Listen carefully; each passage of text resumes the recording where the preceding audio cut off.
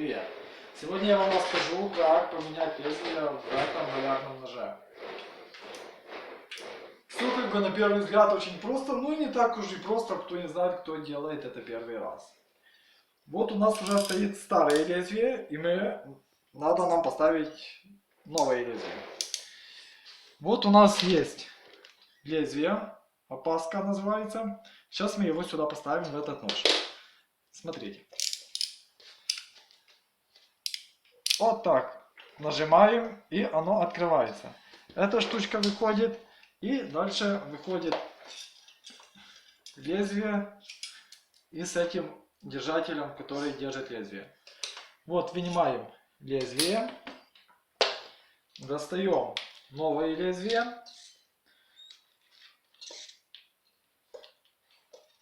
Очень острые, надо аккуратно доставать, чтобы не пораниться.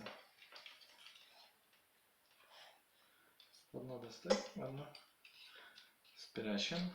Сразу закрываем, потому что чтобы никто не достал и никто не поранился. Можно и самому пораниться.